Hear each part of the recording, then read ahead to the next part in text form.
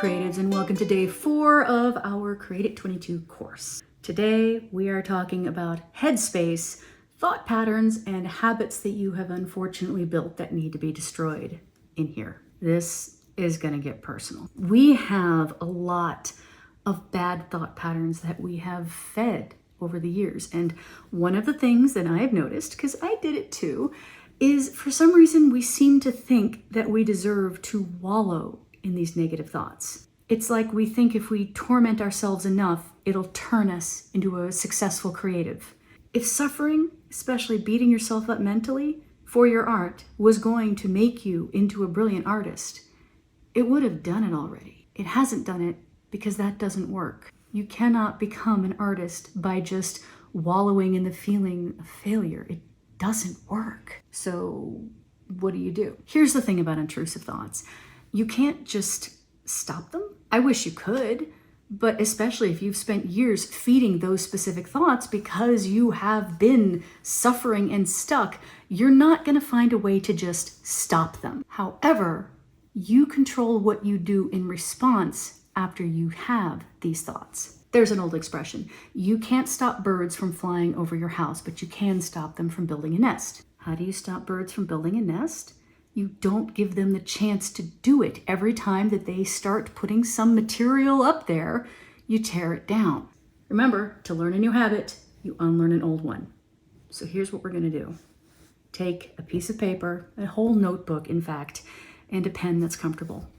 When you have a negative thought about your art, I want you to write it down on one side. And it's going to feel bad because some part of your superstitious lizard brain is going to think that by writing it down, you're making it real. That's not true. It doesn't change your circumstance at all, but our brains are weird that way. On the opposite side, I want you to counter that thought. It's not even as simple as, what if I fail? What if I don't fail? Don't let yourself be that vague. And we will dive into the word fail, by the way, in an entire lesson later, because I think it's really important we tear that word to shreds. For now, try to make it specific. So, intrusive thought. What if I never finish anything? Well, right on the other side. What if I do finish it? Maybe even be bold enough to say, I will finish it. I know you're not going to feel that yet. It's going to take time for that to sink in. It feels like a lie when you write it, but it's not. What if I never get an agent? What if I never manage to go to school for my art? Okay, what if you don't? Plenty of artists manage to make their way without those things. If you don't manage to do those things, it does not mean that you suck. Write down the counter. What if nobody likes what I write? Well, there are lots of answers for that, but the main one is if you like what you write, then there are other humans out there who will like what you write. Just because you haven't found those humans yet doesn't mean that they don't exist. In fact, it's kind of impossible for you to like something that nobody else on the planet does. So if you create a thing and you can't find anybody who likes what you write or create or draw, you just haven't found the right people yet. They are out there. So you write down, the people who like what I like are out there and I just have to find them. It gets painful to write down the negative things because they're often tied to specific events. What if I can't finish anything? Well, it's probably because you didn't finish a thing. It reminds you, it hurts. I know it's not fun. That makes it all the more crucial that you focus on the positive. I will finish something. It's going to happen because I'm not going to give up. Keep it from being vague. I know, what if I fail is the biggie. Look, we are going to go into this in more detail later, creative, but here's the thing. We hate the word fail because it feels permanent. It feels like it marks you as a failure, changing your identity to something else. It does not do that. Have you ever noticed that when you feel like you're failing, even if you succeeded at a goal, it still doesn't feel like you're succeeding and it feels like you're going to fail? That's because it is vague as hell and that goalpost keeps moving. What if I fail? What does that mean? Are you talking about finding people who like your art? Are you talking about finishing stuff? Are you talking about making it good enough? Those are specific. What if I fail is not. Nothing can change your identity as an artist. Nothing can change your identity as an artist. That is who you are. That is what you are.